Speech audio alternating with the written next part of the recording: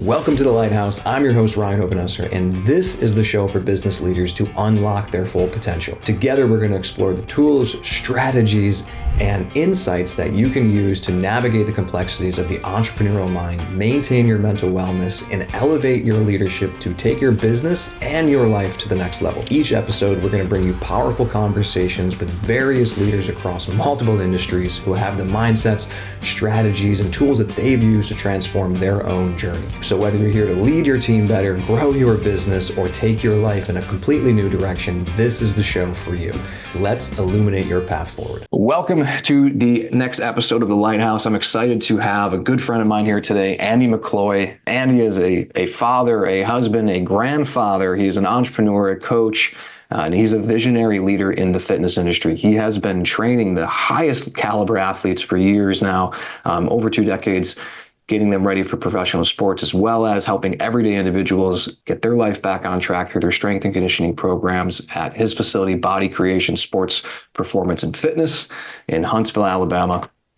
And he is also the mentor to sports performance gym owners in his group, The Tribe, and he's the co-creator of Built to Last, which is a program for gym owners to get their business on track for ultimate success. Andy, welcome to the Lighthouse. Happy to have you here today, man. Thank you, sir. I appreciate the opportunity. So the way I like to kick these episodes off is just to get an inside look at what brought you into entrepreneurship. You know, how did you first get yourself started in business? And really, what was that first step of getting into a leadership role for you?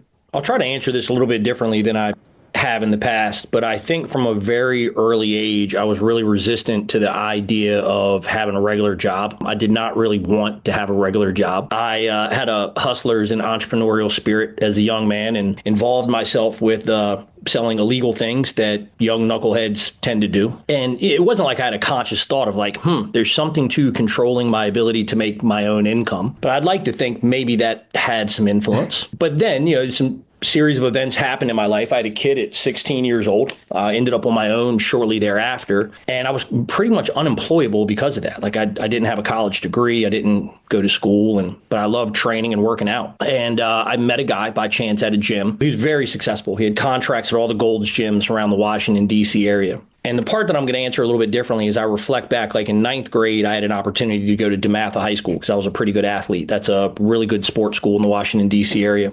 And I remember my dad telling me on the way to school one day, and I don't even remember like the context of how the conversation got started, but we were talking about ball handling. And he was like, one day you could maybe start a business, like teaching people how to like do ball handling drills. And I was like, well, like I remember that, but I didn't give it a whole lot of thought. Yep. But I do remember that coming back into my mind as a 20-year-old. Like, I don't want to go be a computer programmer. I don't want to have to go to school. Like, these are the things people were telling me to do. Yeah. I was working like scaffolding jobs, like real, labor, Yep. So this part of me was like, wait a minute, I'm going to give this training thing a shot. But I knew I didn't know how to do it on my own. So I went and worked for the guy that I mentioned before, and he showed me that somebody with a similar background like me could be really successful on their own. And then a series of events happened in my life that were pretty pivotal. I had a couple of friends go to prison, a friend that was murdered.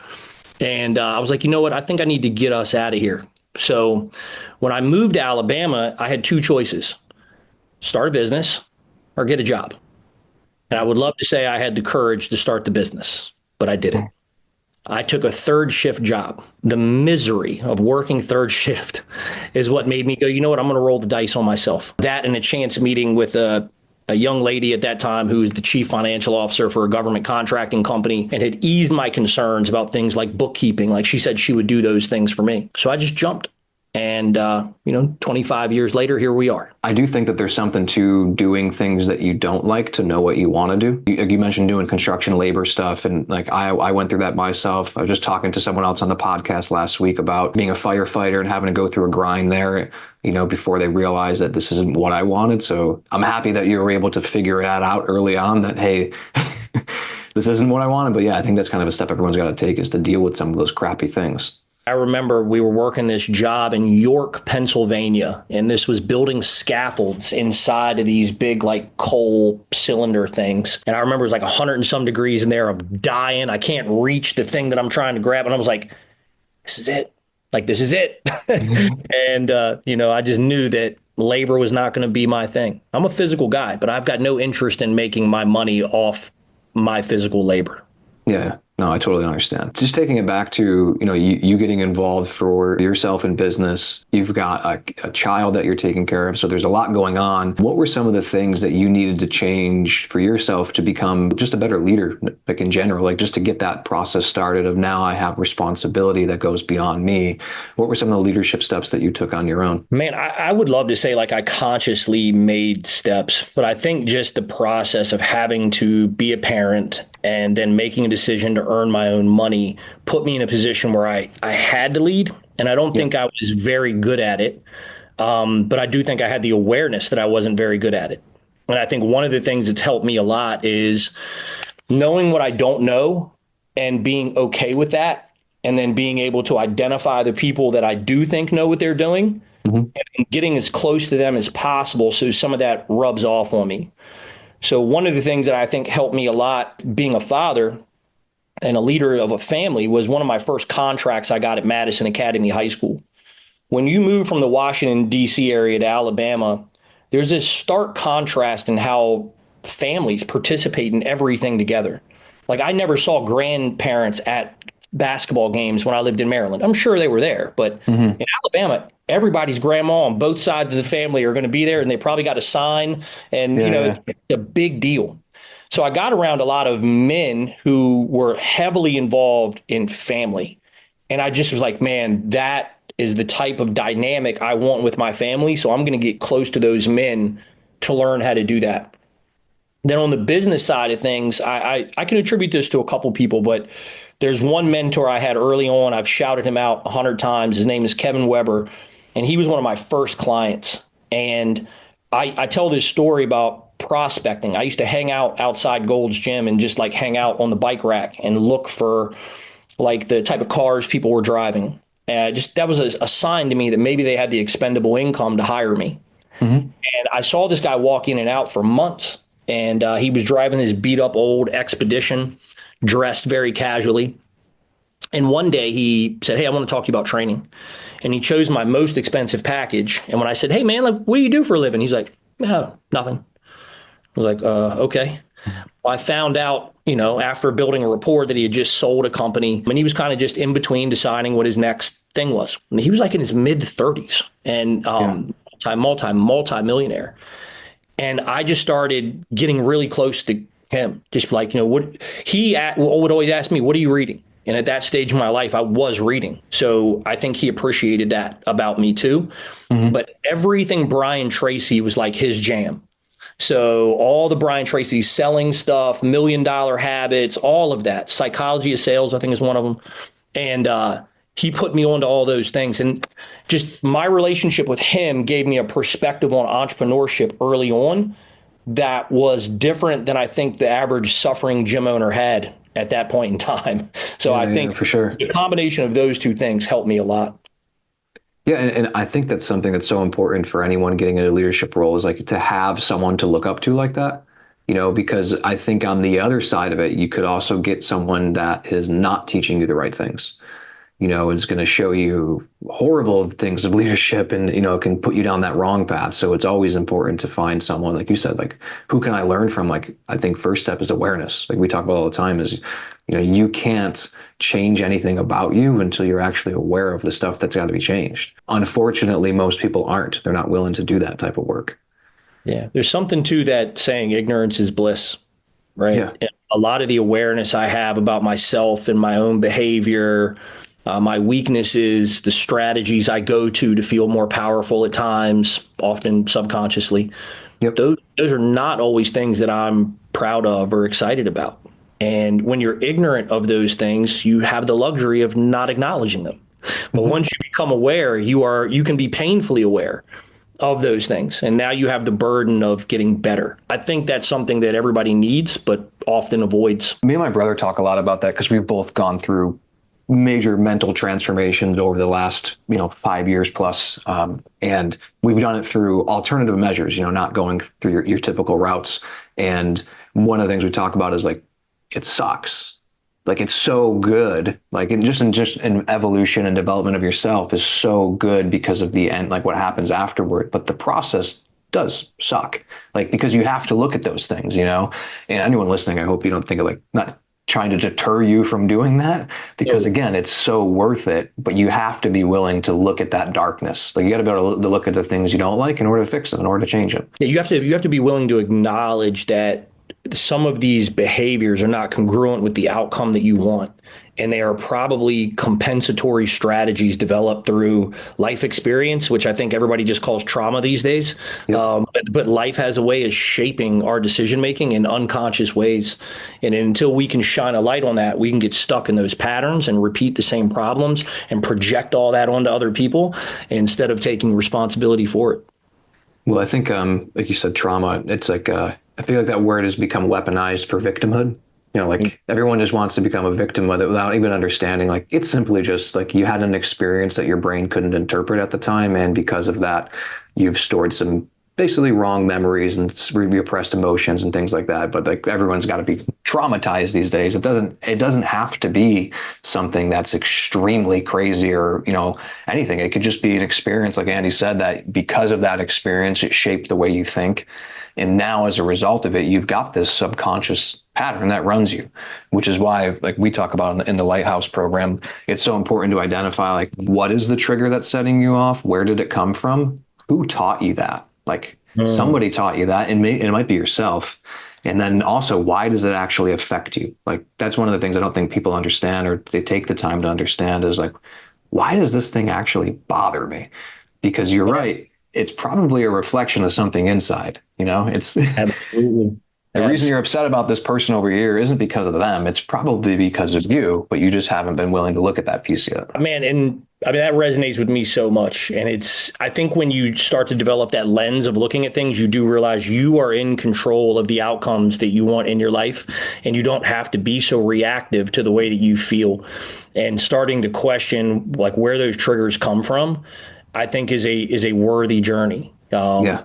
And that can create a little relationship stress with mom, dad, you know, somebody else, right? It's because those are usually the areas in which we can track these like maladaptive behaviors back to.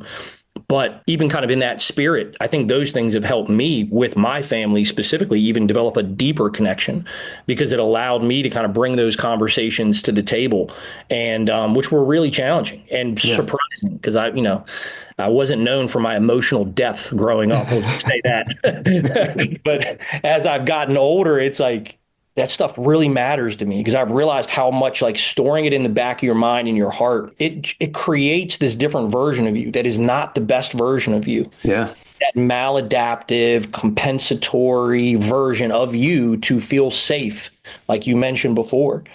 And some of those behaviors work great and some of them can work against you. And until you start to figure that out, life can be more confusing than it needs to be. I think it was, I read this from Kerwin Ray, who just unfortunately passed away, but he had said about, you know, developing yourself and that if you don't ever deal with these subconscious patterns or the limiting beliefs, that you will only ever become a limited version of yourself. Like you're right. Like you're never going to become that full, like your full version. You're going to be dealing with this half full version that's focused on whatever the pattern is. Like you said, you're compensating some reason.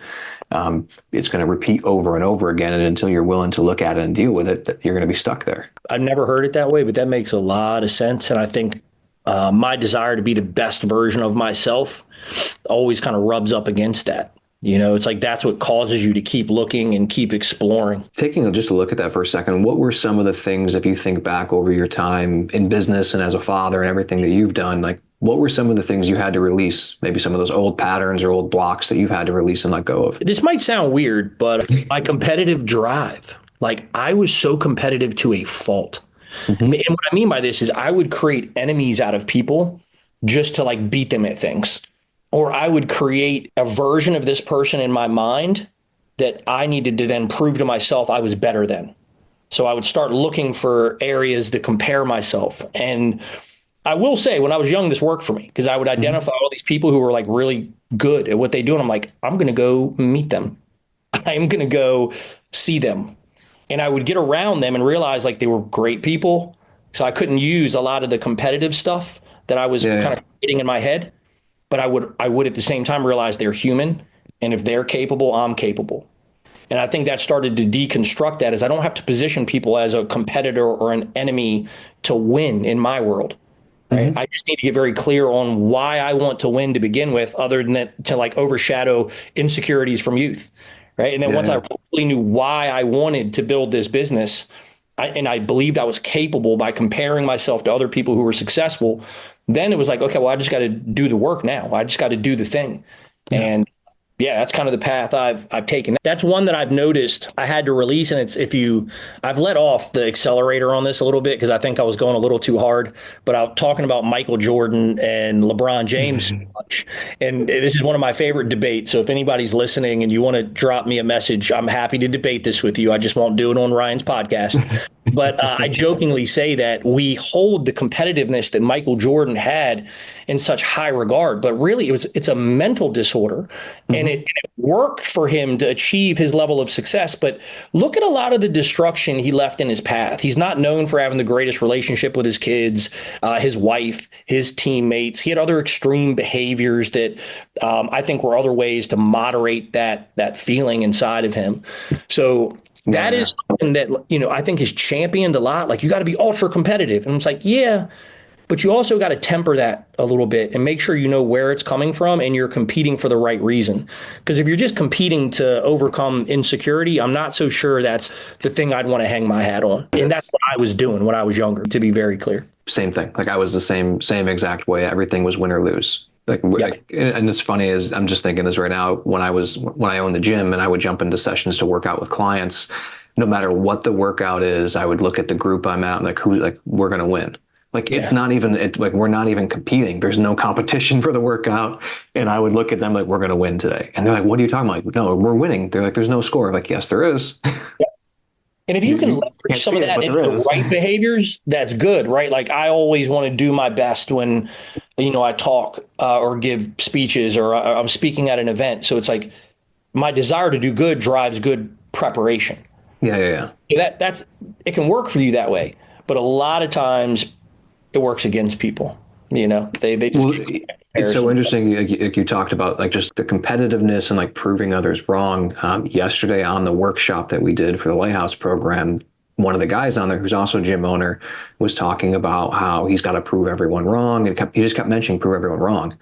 So I asked him, who? like who is it that is doubting you to prove wrong? And there wasn't anyone, because it was him. 100%. That was a big eye-opening moment for him to realize that, and he had this, it was a really actually beautiful moment, because he needed to prove everyone wrong that he could be successful. And here's a guy who moved from a different country to the United States, started a business, started a family, is running a business successfully, supporting his family and the community, but he couldn't see that he is successful because he was only looking at one tiny measurement of it, So it's just so beautiful that you said that, because that's exactly what we talked about. It's like so focused on winning, and like, winning what? Like, what were you winning? That's exactly right. Yeah, man, you got to have I think everybody needs a worthy goal, but I think it's important for that goal to be clear, because otherwise we will muddy the waters and turn it into some like self-defeating game that we play with ourselves, as opposed to a very clear outcome that's moving me towards a better life that I've clearly defined. Yeah, like, perfectly said. Like, I think that's what happens. You mentioned emotion, which I think is really powerful, because a lot of times, at least my upbringing in the business world was, I followed a lot of the alpha mentality, of like, no emotion, just go, kill the inner bitch and all of that. Yeah. Talk about how you've had to tap into that, because I think both of us shut that off for a long time. A lot of entrepreneurs do that. Like, so how has that changed for you in tapping into it and using it in business? Yeah, I mean, I think my greatest quality now as a business owner is empathy. And I was lacking that tremendously for probably the first 15 years. So like over the past 10 years, that's been solid. But the first 15 years, like, man, whoa. I mean, it was a problem. I think shutting off your emotions is a convenient way to feel powerful. Yes. And in my experience, actually sharing my emotions and being a little vulnerable has made me feel disempowered. I know there's a lot of talk these days about being vulnerable and talking about your feelings, and I agree that's important to do. But you got to be willing to go through this period where you feel a little messy doing that. And I think a lot of people go from like shutting their feelings completely off to emotional dumping. And that's probably what I did when I first started, like giving myself permission to talk about my feelings. I would just be, I would just talk about all types of shit that was bothering me. And if I'm honest, I still probably do that a little bit to this day.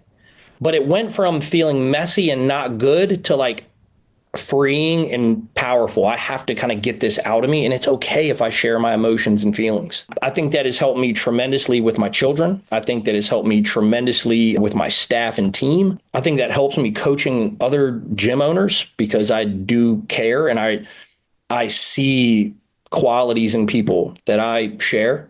And by giving them permission to let that out, it can be therapeutic. So I think, and it's funny, as I'm talking about this, there's a part of my brain that's like, well, you're talking about feelings too much, right? So it's still there, right? But I realize now that it's a very important thing to do, for sure. You mentioned dumping, and I think part of that comes from like, I think when we talk about like parts of yourself, and when you turn that off, it's like that part of yourself hasn't had the chance to talk for a long time. Like, it depends on how long it is. So when they first come out of it, like you might want to dump it. So it's kind of learn to control it a little bit. But I know exactly what you're saying in terms of like that insecurity when you start doing it. It's like that feeling of, is someone going to doubt me, or is some like, I'm not the strong, like indestructible, hero protector of the tribe. But what I found, for me at least, what was so interesting is that it actually connected me more to the team. Like they were like, it was almost like they took their guard down and welcomed me in more, because they were no longer afraid of the like overbearing, aggressive, non-emotional, just go, person driving before. So that was an interesting transition.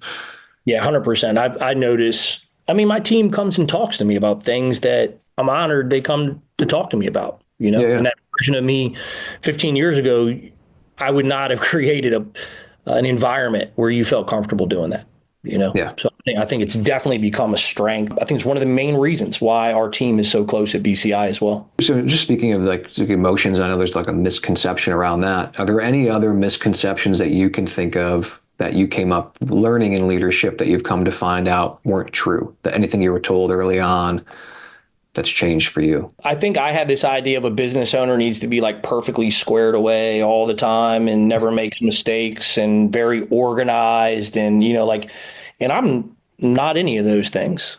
But I think I've found that it's okay that entrepreneurs come in many different archetypes, shapes, sizes. We're all very different, and I'm okay with that now. But I do think I had a very defined view of how you were supposed to be. And I really struggled to live up to that. And that caused a whole lot of internal misery that I couldn't be this way that I thought I needed to be. Yeah, I can definitely see like that perfectionism mentality. Like we got to reach this pinnacle of what this looks like. I don't even know if it was perfectionism, because that's one thing I've always been okay with, is not being perfect. And I actually talked to somebody about this the other day, and I don't remember who I should attribute this to, but perfectionism is like the perfect excuse for not trying. Because what I hear, it's like, I'm just a perfectionist. And it's like, yeah, but that's not how you get better at something. You don't get better at something by waiting till it's perfect. You get better by doing more of it, and then you will get better over time. So I think that perfectionist frame is something a lot of people struggle with, and I've let go of a lot because I have no ability to be perfect at anything. I am very flawed. I love the way you said that too. Like perfectionism, it's like trying to do something once perfect. It's never going to happen. Like you got to keep doing it until you refine it. Well, we were talking about in Built to Last, we've been talking about kind of more, better, new. Like first step is to do something more. And then by doing more, you become better. And then if you're better, new ways to do it or new opportunities start to show themselves. But you've got to start doing more first, right? And a lot of people don't want to put out the volume of work to actually get good at things. Yeah, I used to think of the concept of like a cook versus a chef. Yep. Like you're a cook, you combine the ingredients, you follow the recipe. The chef, he creates the vision and everything. Once you've been a cook for a while, you can do the vision, but don't start trying to do the vision on day one, because you're not a chef yet. You haven't earned that you haven't earned those skills yet. We have a whole component of onboarding coaches called cooks versus chefs. And we talk to them about, like, look, we've got the recipe. Just follow the recipe. We know this works. You don't get to program outside of this for quite some time. And when you do, then you become a chef. But you might think being a chef is more valued. It's not necessarily. Being a really good cook is incredibly valuable around here, Yeah. Yeah. And honestly, in the fitness industry, that's kind of hard to find sometimes. Really hard. Everybody thinks that they've got to innovate and create their own style and method. And it's like, well, why don't you just use what we know works? That's probably a good idea. Probably the best way to get results, right? Yep. In my experience. Is there anything that you would go back and tell your younger self to do differently about leadership? A lot of the things that I tell other people are like popping in my mind, but they're not so much true in my world. Like I would tell people, hire people earlier so you get more experience doing it. But like I hired people pretty early on. Yeah. I mean, I think maybe in the beginning, letting go of the idea that I needed to be the person that knew all the answers. Like I do feel like I kind of pretended in that way early on. Like I had to pretend like I knew what was going on. And now that I do know what's going on, I'm less protective of all the things. Like we do open books management now. So my team can look at anything, right? But early on, I would have been very careful with what I showed people. Right. Yep. So it's like I didn't want people to see the numbers and stuff because I didn't quite understand them the way that I should have. But now it's like, nah, everything's open. I think that's a big transition too for a small business owner. Is like I find that with like a lot of the businesses that I've consulted with is like they're very protective of that and they don't want to show anyone and they're afraid that someone's going to see it. And like if that's how you're operating, it's going to be really hard to have a team on board with you, if you're not showing the whole picture, like if you're not open with them. Yeah, I could not agree more. I think, especially in our industry, because a lot of people think they're worth more than they are. I don't know how to say that in a nicer way, but everybody wants to get paid more. And they think when they know a gym makes a lot of money, that gym has the money to just pay them more. They don't understand margin. They don't understand second and third order consequences of like really overloading payroll and how that can actually limit growth and future career opportunity. So by us opening the books, it's like, no, and teaching people, like my whole team understand, well, leadership team, not the whole team, but the leadership team knows the ins and outs of the numbers. Because the more they understand that, the more they can see growth in their own career because now they know what's required to actually get there. Yeah, again, going back to like you mentioned before, empathy, same thing, transparency, like that changes the game. Agreed. I think there's a lot of gym owners in our world. We are one of those businesses where it's easy to like make yourself the star. And when you're the star, there is a shadow that other people feel. So I think in order to get in front of that, you've got to empower them to kind of get out of that shadow and do their own thing, but then also being transparent about where everything is. So they don't just feel the heaviness of that. It's like, look, man, I might be here right now and you recognize me as being the leader of this company, but these are the steps that could get you really close. Cause I don't want to do everything forever, And at this point, I don't hardly do anything. I work about, 12 to 15 hours a week inside the business, and most of that's by choice. But my team now knows what it takes for them to keep moving up on that org chart to be kind of right underneath the owner visionary position. Yeah, I think it was, I saw a video from Vince Gabriel talking about that, about like the number one thing that an employee wants to know. It was like, they just did a research poll on this from Gallup polls, I think. And they said, it was like the number one thing that an employee wants to know when they go to their job is, what am I supposed to do? Like what's expected of me and how is success measured? That's it. It's wild. Like that's all they want to know, like in terms of like job, like happiness, they want to know those two things. Yeah. So when I talked at Athletes Acceleration and at the Vigor Summit, I talked about kind of painting the path for employees. Like if you run a gym, you got to realize you're probably not offering people the best job in the world when they start, right? Especially if they come in as like a part-time person. So if you aren't painting the path of like, okay, full-time looks like this, that's the path. Okay. Once I'm full-time, now I have an opportunity to move into leadership. Okay. And if I'm in leadership, maybe there's an opportunity to partner in another facility. Like if they can see that, you're giving their brain some scaffolding to hold on to during those tough 4 a.m. wake ups where it's like, man, this is getting difficult, So I think making sure you're showing employees where they can go inside your organization is really important, really. And you said like what to do.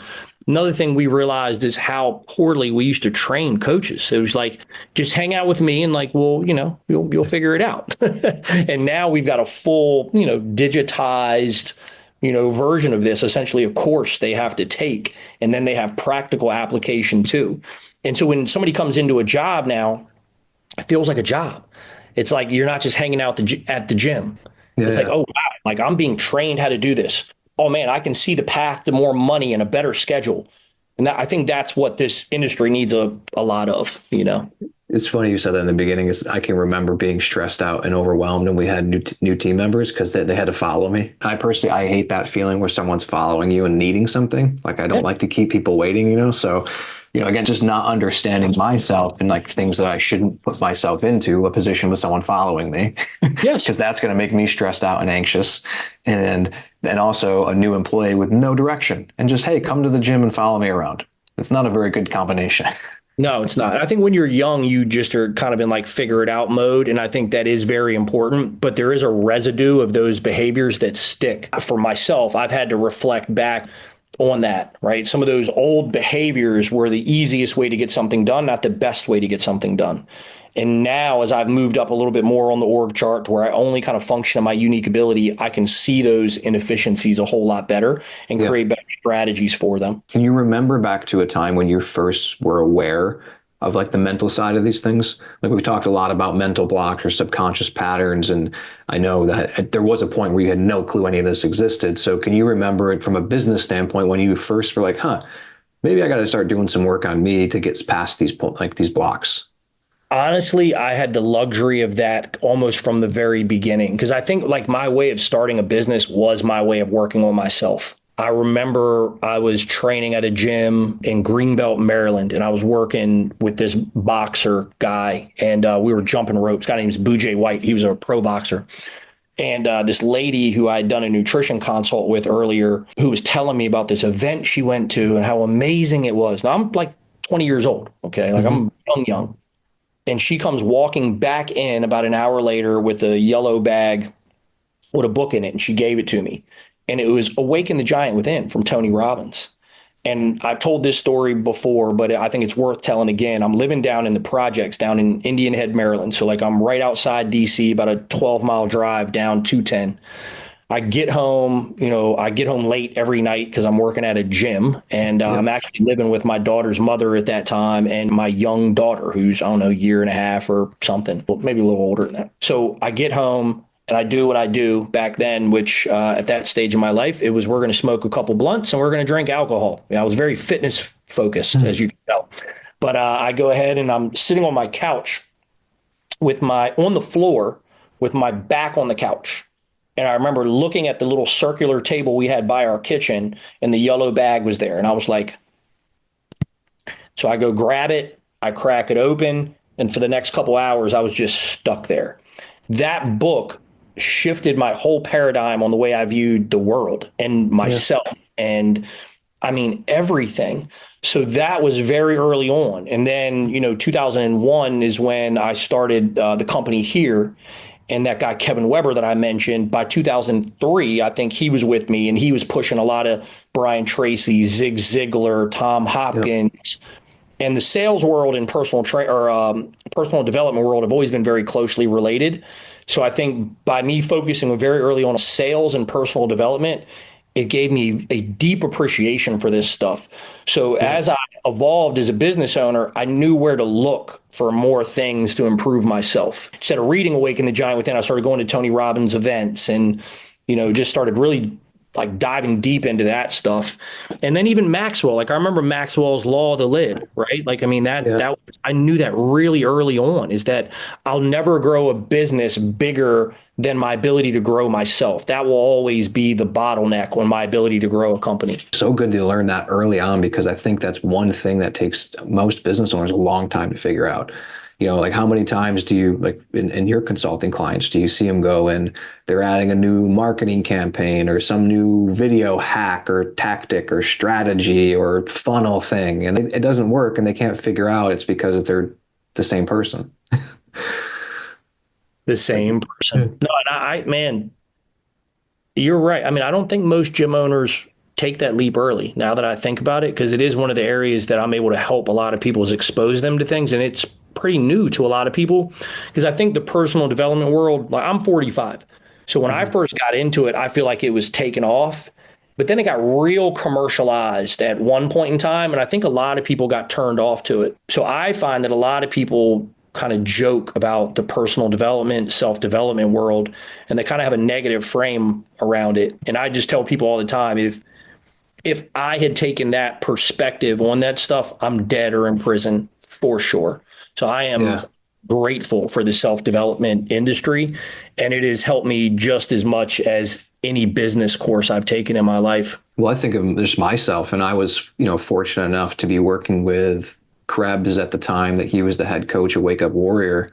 And that put me into Wake Up Warrior's world. And I remember going to the first Warrior Con. I was the youngest person in the room, and getting to hear at 20 something years old, hear these people that are 40, 50, 60 years old talk about how their life is miserable, but they're rich, wealthy, like tons of money. But to talk about all the other things, like, that opened my eyes as someone who was driven by only money at that point to, like, oh wow, like, there's other parts of this game I got to play. Yeah, man.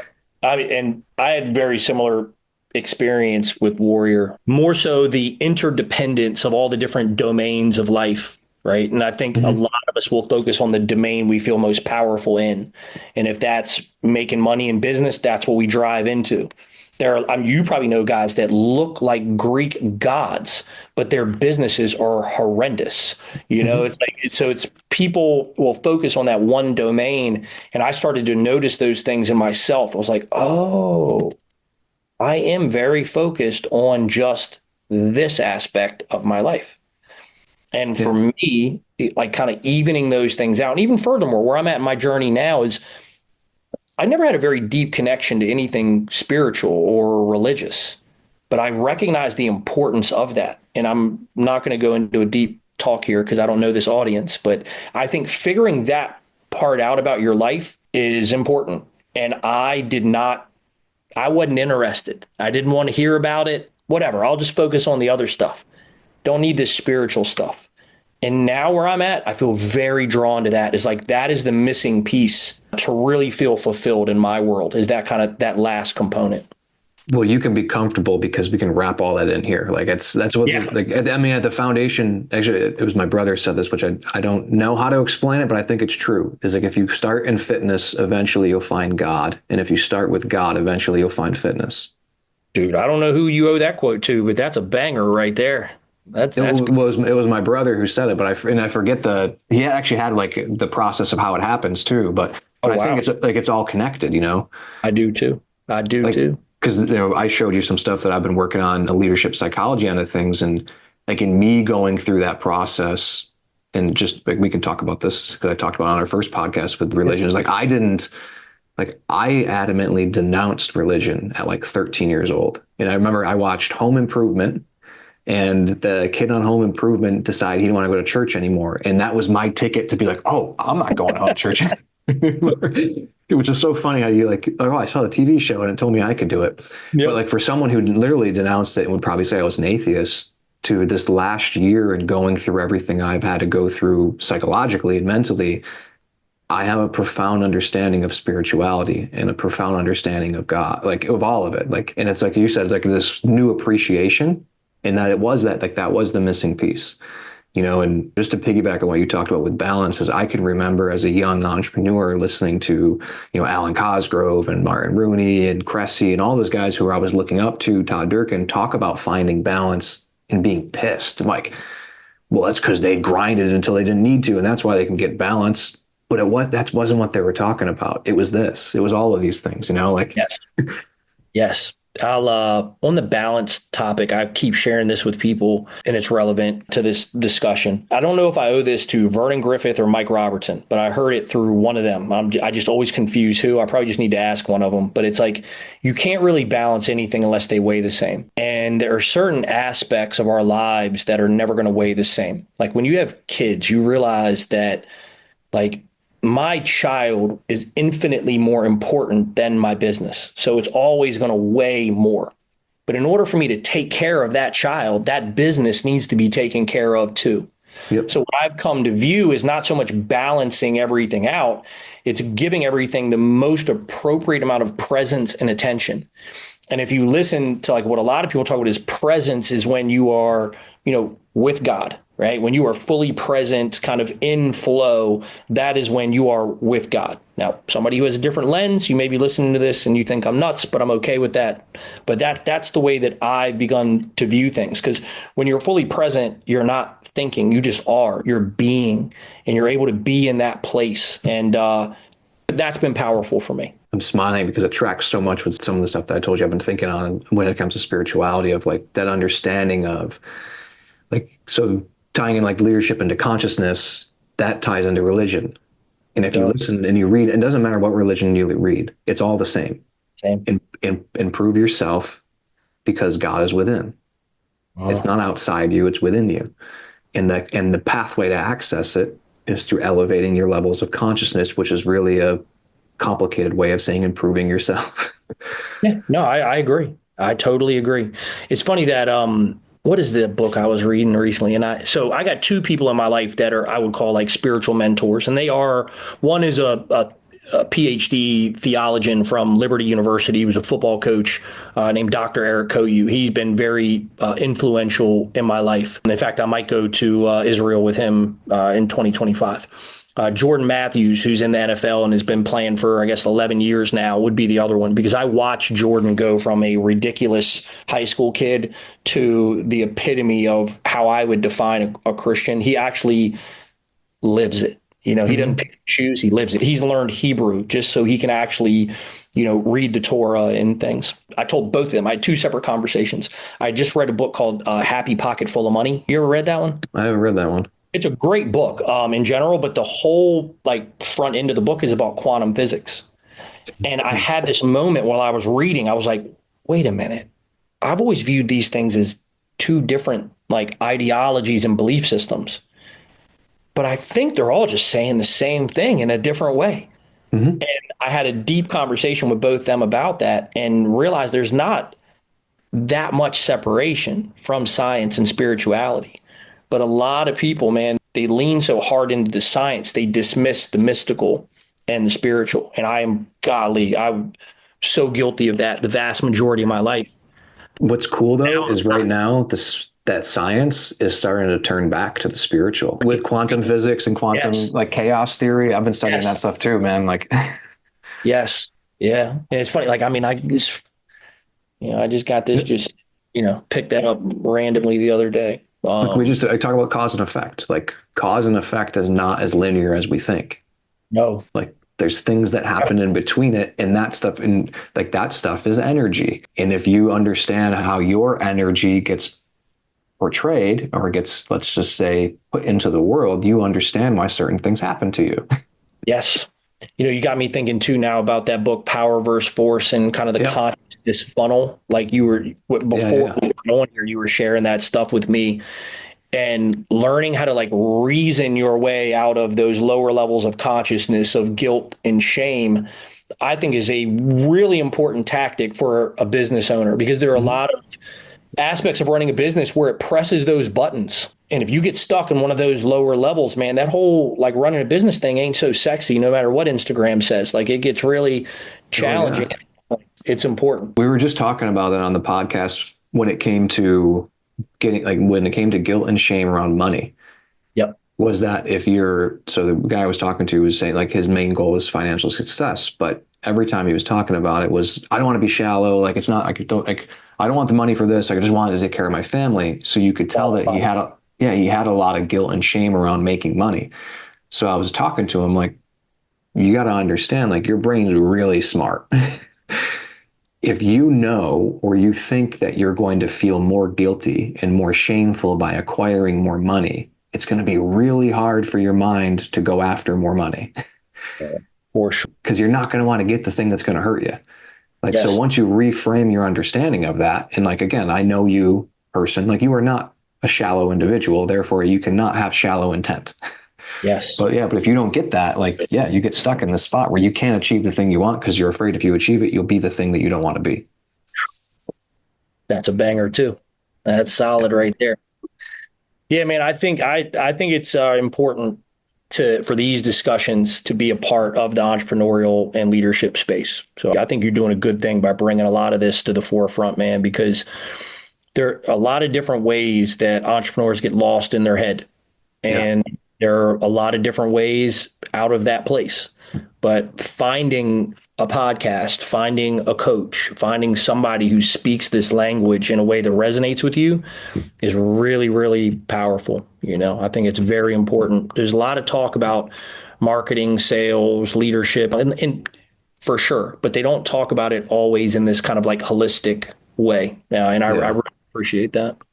So as we wrap things up here today, Andy, what would be one resource that you'd recommend for someone who wants to improve their leadership or learn more about like the psychological side of things to tap into? The thing that comes to mind just kind of immediately is starting to understand your mind, your ego, and who you are. One of the things that's really helped me in a very simple way is something called triune brain theory. I don't know if you're familiar with that, but we have three brains: the animal, or what they call the reptilian brain. Mm-hmm. You have a mammalian brain and a human brain. And a simple way of looking at this is until the animals are satisfied, you can't think logically like a human. The survival part of the brain is concerned with, can I pay my bills? Do I have a roof over my head, et cetera? So, I mean, a lot of entrepreneurs go through tough times where that part, they can kind of get stuck in that part of their brain. Mm-hmm. And when they're worried about, can I pay my bills? Can I take care of my family? It's really hard to access the logic centers of your brain to create plans moving forward. Furthermore, the mammalian part of your brain is concerned with social hierarchies. Like, how do I fit into this group? So, if you go to mastermind events or you're involved in coaching programs, like sometimes you can get stuck in that part of your brain because you're worried, like, how do I stack up amongst this group? And that keeps you from being able to access the logic centers of your brain too. Yeah. So I think awareness of that right there is really important for people to show up as their best self, to reason and logic their way into the best decisions for their life and their business as a whole. Dude, so good. We talk about like lights are dimming or lights on, lights off upstairs. And that's like the same concept as that. Yeah. When you're stuck in that fight or flight mode in the reptilian brain, even like you said, mammalian brain, like you're not going to be able to focus on the bigger picture because you're just focused on solving the immediate problem. And even if that problem is not real. Yes. Because we often create that. We write very compelling stories about how bad things are. Dude, so good today. Where can everyone find you if they want to learn more about your gym, your programs? What's the best place to find Andy McCloy? Find me on Instagram. That's where I'm funneling everybody these days. I am not the most active Instagram poster, but I do check the DMs a lot. It's Andy McCloy _BCI. B as in boy, C as in cat, I as in Indian. And yeah, if anybody needs any help, they want to talk gym stuff or psychology stuff, I'm always down. Awesome, dude. Thank you so much for coming on today. If you guys are looking to learn more about Andy, make sure to check him out on Instagram. And of course, if there's any other questions that you have for him, reach out to him. And thank you for tuning into another episode of The Lighthouse. Thanks again, Andy. Thank you. Hey, thanks so much for taking the time out of your day to listen to the show. And if you are a small business owner and you are ready to unlock your true leadership potential, scale your profits, and build a business that actually thrives without you, here are 3 ways that I can help. Number 1, take the What Type of Leader Are You quiz. I'll leave it in the show notes. It's going to give you some great insights into the patterns that are basically running your leadership style and negatively impacting you and your team. The second way is the Lighthouse Leader Program. This is a intensive program for you to develop your leadership skills, remove the mental blocks that have been holding you back, and take you and your business to the next level. If you want to learn more about it, find me on Instagram, Ryan.Lighthouse. Shoot me a DM that says Lighthouse Leader and we can talk details. And finally, the last way would be to work with me privately. I do mentor small business owners and their teams to grow their business and remove the owner from the day-to-day operations. And if you want to learn how to do that, same thing. Go on Instagram, find me, Ryan.Lighthouse. Send me a DM that says mentorship. We can talk about the details of one-on-one mentorship and how I can come in and help work with you and your team. But thank you again for listening to this show, and stay tuned for next episode.